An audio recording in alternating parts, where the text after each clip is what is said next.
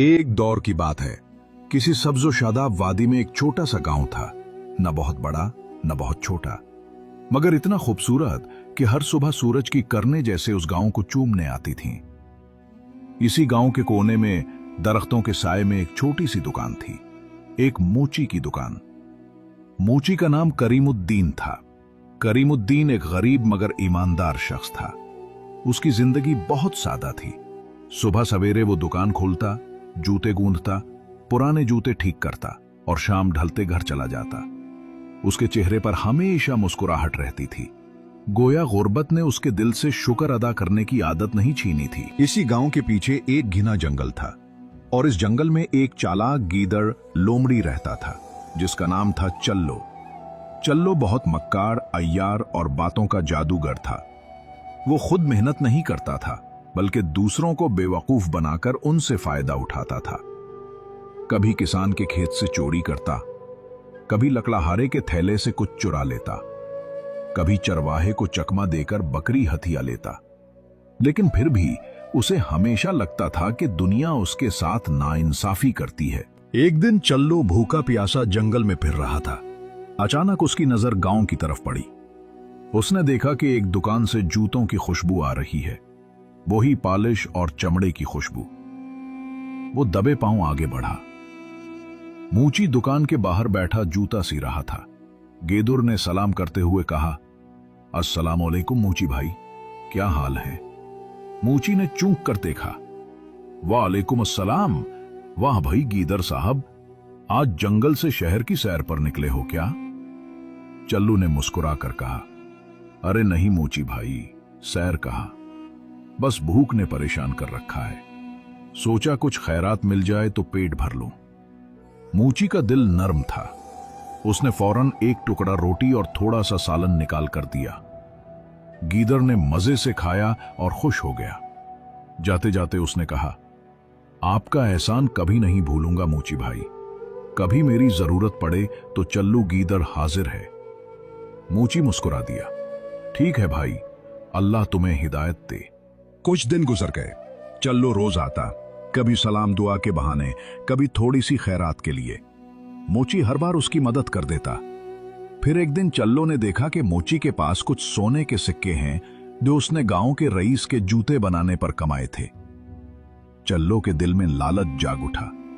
वो सोचने लगा, ये गरीब मोची इतने सोने के सिक्के रखता है, अगर ये सब मेरे पास हों तो मैं पूरे जंगल का बादशाह बन जाऊं। चल्लू ने मंसूबा बनाया। अगले दिन वो बहुत नरमी और मोहब्बत से बोला, मोची भाई, आप तो बहुत नेक इंसान हैं। अल्लाह ने आपको हुनर दिया है। मैं सोच रहा था आपके उस हुनर को जंगल तक फैलाया जाए। मोची हंसा, जंगल में? वहां कौन जूते पहनता है गीदर भाई? चल्लो बोला, अरे नहीं नहीं, जंगल के बादशाह शेर साहब को मैं जानता हूं। वो अक्सर अपने पंजे जख्मी कर बैठते हैं। अगर आप उनके लिए चमड़े के मोजे बना दें तो आपको इनाम में सोना मिलेगा। मोची पहले तो हिचकिचाया, मगर फिर सोचा, अगर ऐसा हुआ तो वाकई मेरी हालत सुधर जाएगी। चल्लो अगले दिन मोची को लेकर जंगल की तरफ चल पड़ा। वो दोनों दरख्तों के बीच नदी पार करके एक खुले मैदान में पहुंचे। चल्लू ने कहा, यह जगह बादशाह के खेमे के करीब है, आप यहीं बैठ जाएं, मैं जाकर शेर साहब को बुलाता हूं। मोची ने खामोशी से अपने औजार खोले और इंतजार करने लगा, लेकिन चल्लू का इरादा कुछ और था।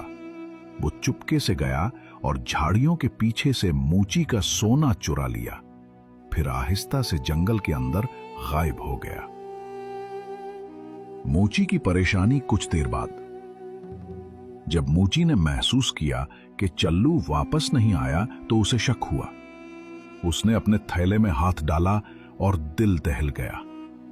सोना गायब था।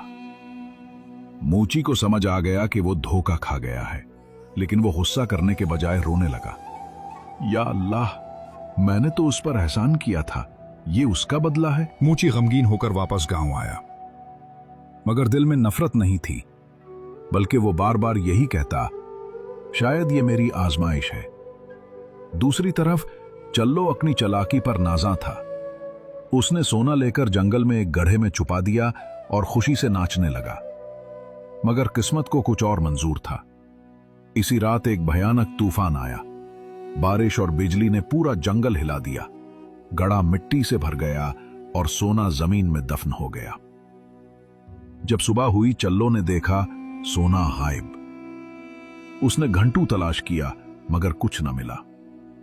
अब वो भूखा, परेशान और थका हुआ गांव की तरफ भागा। वही मोची की दुकान, वही पुराना मंजर।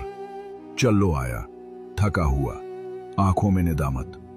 मोची भाई, मैंने आपके साथ बहुत बुरा किया। सोना चिरा लिया था मगर अल्लाह ने सब छीन लिया। मुझे माफ कर दो। मोची ने नरमी से कहा, गीदड़ भाई, मैंने तुम्हें पहले ही कहा था, जो दूसरों का हक खाता है वो खुद भूखा रहता है। तुमने मेरा सोना चुराया मगर अल्लाह ने तुम्हारा सुकून ले लिया। चल्लो रोने लगा। मुझे सच में अपनी गलती का एहसास हो गया है। मैं वादा करता हूं अब कभी किसी को धोखा नहीं दूंगा। मोची ने मुस्कुरा कर कहा, अगर तुम सच में तौबा कर लो तो अल्लाह जरूर तुम्हें मुआफ करेगा। उस दिन के बाद चल्लो ने चोरी छोड़ दी। वो रोज मोची की मदद करता, कभी पानी लाता, कभी दुकान साफ करता। मोची ने भी उसे मुआफ कर दिया। कुछ ही दिनों में गांव के लोग भी उसे अच्छा समझने लगे और यूं एक चालाक गीदड़ नेक बन गया और एक गरीब मोची ने अपनी नरमी से एक दिल बदल दिया।